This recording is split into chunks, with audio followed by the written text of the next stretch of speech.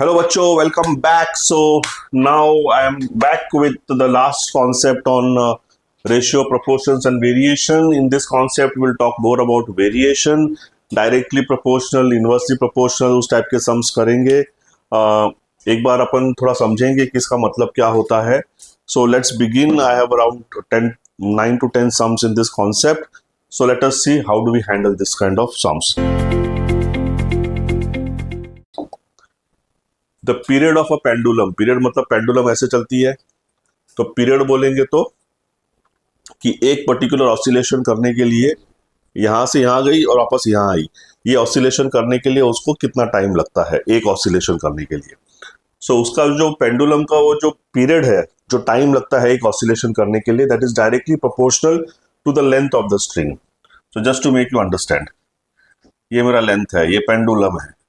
तो सपोज वो यहां जाती है पहले और फिर यहां से वापस वो यहां आती है, तो यहां से यहां जाने में जो है उसका जो टाइम पीरियड है वो डायरेक्टली प्रोपोर्शनल है square root of length of the string. मतलब जो स्ट्रिंग अटैच्ड है ना, इसकी लेंथ से डायरेक्टली प्रोपोर्शनल है. That's what they have told, which means can I say some constant into square root of L, ऐसे कुछ होगा इक्वेशन. डायरेक्टली प्रोपोर्शनल है तो कोई एक ऐसा कांस्टेंट होगा जो एक डिफाइन होगा जो इन दोनों को इक्वल कर देगा. अब मुझे बोला है the period of such a pendulum with length 16 centimetre is 52. तो 52 जो है वो k स्क्वायर रूट 16 हो गया. अब उसका लेंथ पे को फाइंड आउट करना है. जब पीरियड 65 है तो वो k रूट l ऐसे कर देता हूं मैं.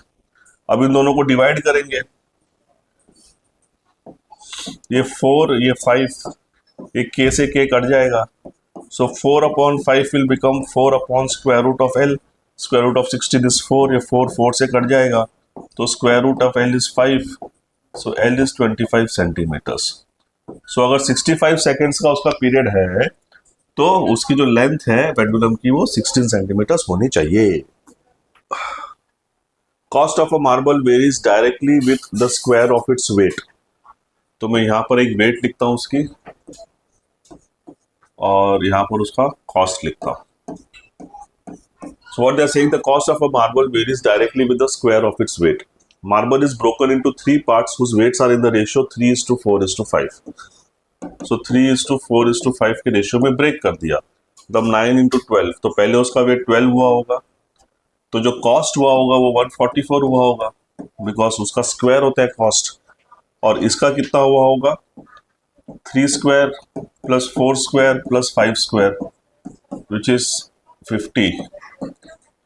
अब बोलते हैं कि अगर इस पर्टिकुलर मार्बल को मैं 3 इक्वल पार्ट्स ऑफ वेट में करता, मतलब 4 और 4 में ब्रेक करता, तो उसका कॉस्ट कितना होता, 4 square plus 4 square plus 4 square, 16 into 3 48 होता. तो और लॉस होता मेरे को, 2 का लॉस हुआ जिसकी वैल्यू मेरे को 1800 रुपीज दे रखी है. एक की वैल्यू 900 हो गई.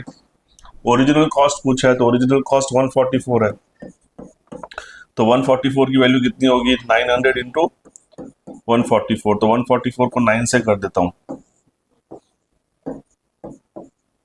129600. This is the answer. Okay, pretty simple some. So the next sum now says the volume of a pyramid varies jointly as its height and the area of base. तो volume, जो pyramid का जो volume है वो directly उसके height और base area से very करता है. तो कहना है इसे volume is k into H into A. अब मेरे को बोलता है कि the area of the, when the area of the base is 60 square centimetres and height is 14 centimetres, तो वॉल्यूम आपका होता है 280 जब उसकी एरिया, हाइट 14 होती है और एरिया 60 स्क्वायर सेंटीमीटर्स होती है.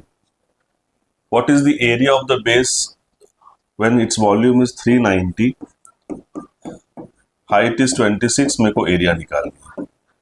तो इन दोनों को डिवाइड कर देते हैं, ये कट गया, 28/39, ये k भी कट जाएगा, 14 into 60/26 into A.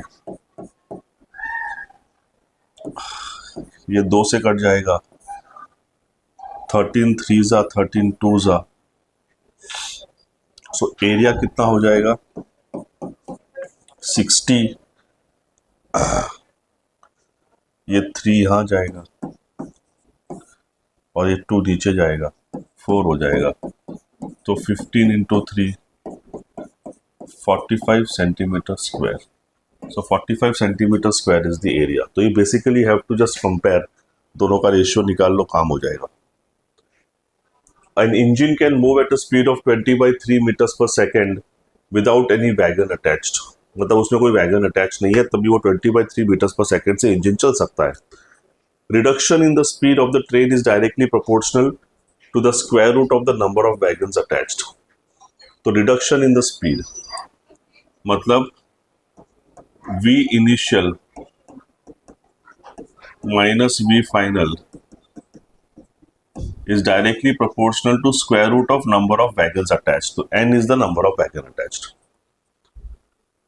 When there are only 4 engines attached, जब उसमें 4 इंजन अटैच्ड होते हैं, अच्छा V इनिशियल मतलब मैं बोल सकता हूं जब कोई भी वैगन 0 अटैच होते हैं तो उसकी स्पीड कितनी है 20/3 मीटर्स पर second.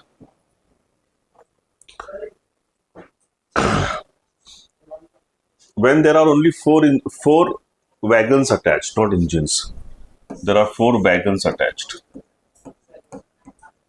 its speed is 50/9 centimetres पर सेकेंड। तो जब उसके 4 वैगन अटैच होते हैं तो 50/9 मीटर पर सेकेंड उसकी स्पीड होती है।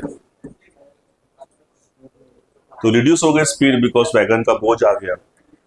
The greatest number of wagons with which the engine can move is, तो मेरे को V ग्रेटेस्ट निकालना है। तो ये ग्रेटेस्ट की वैल्यू कितनी है मेरे को वो निकालनी है।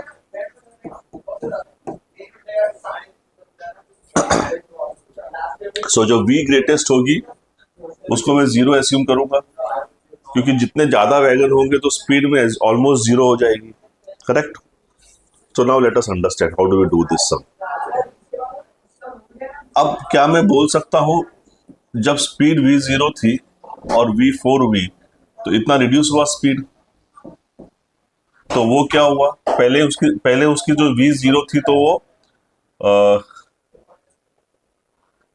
Directly proportional to the square root, तो K स्क्वायर रूट ऑफ 4 हुआ बिकॉज 4 वैगन अटैच किए तो स्पीड रिड्यूस हुई।